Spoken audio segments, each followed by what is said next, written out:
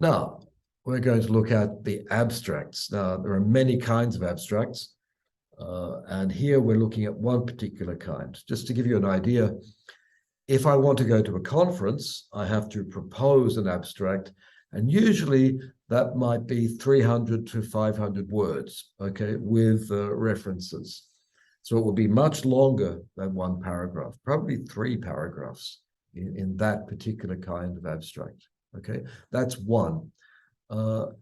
Here, this is the abstract that you will put at the beginning, and it will go into books of abstracts, or it will go on the publisher's website to stand alone, to tell people what's in your work.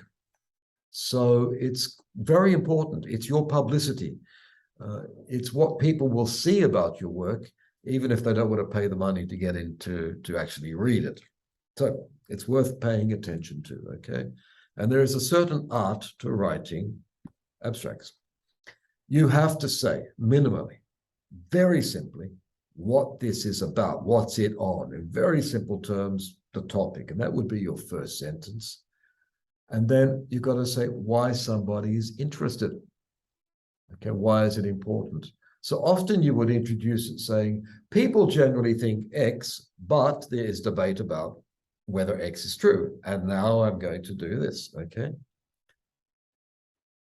What you set out to do, that's your aim. The instruments, the methods, if you use questionnaires, or if you use close reading, comparative reading, biography, etc., you would mention that. Very briefly, what you found. The abstract travels separately from the piece of work. So there's no sense of having suspense. You will read to the end and find out what I found. No. Tell them in the abstract, not in great detail, but very succinctly, what you found, what your conclusions are. Okay?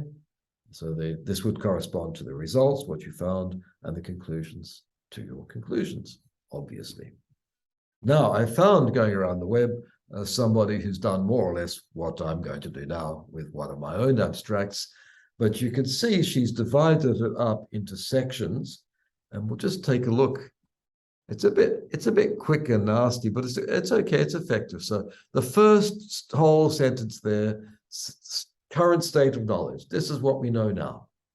But, and we get into the green bit, something is wrong, okay, in the current state of knowledge. That's why we need some work. And what do we need? We need to know what's missing. That's the blue bit. Then she's into her methodology. This is how she's going to go about it. And the last bit, she's presenting her results and her conclusion, as you can see. So it's that structure. You can play with it. It doesn't have to be one sentence for this, one sentence for that.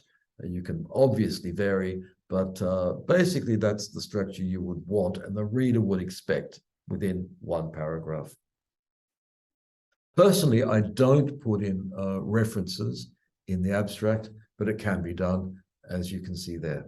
I don't put it in because it travels separately from the article. So here's an abstract that I did some years ago, picked up almost at random. It may not interest you, okay? It's about the leader of Turkey saying something about the Australians and the Turks who were killed at a battle in the First World War, of interest to Australians and to my Turkish students, by the way. Okay, so I'll just go through it and say, look, that first one there sets up the status quo. This is what I'm going to talk about, and this is what people say, most of them. They say this text was said by Kemal Atatürk, the leader of Turkey. And then I say, well, it's been contested, okay? It's been strongly contested. So there's a debate there, and I'm going to address that debate. What's missing? The historians are arguing about whether Atatürk said this. It's interesting. He actually said that there were noble fighters on both sides, and they should be left there together, the bodies in the field, sort of recognizing the honor of the other side, which is a fairly big statement from a time of war. Anyway, so historians have not talked about translation. And what do? I do the translation analysis, and there's my conclusion. Okay, so very simple four-part structure. What tense is used? It's a difficult thing because you've done the work and you're reporting on the work, and you did the work in the past. But the convention is that the abstract will be in the present tense. As I hope you realize, when you're working with texts, the text exists in the present tense, as if you're reading it now.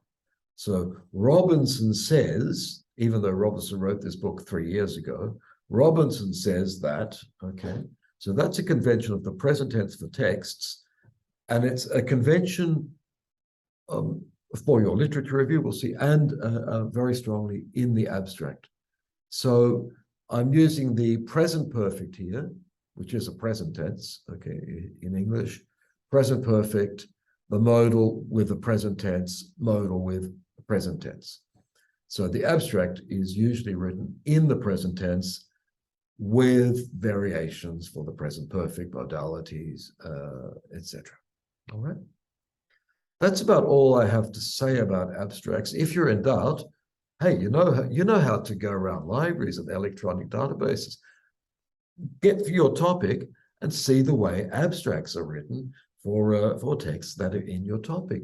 And that'll get you some ideas about how to write a pretty good professional abstract.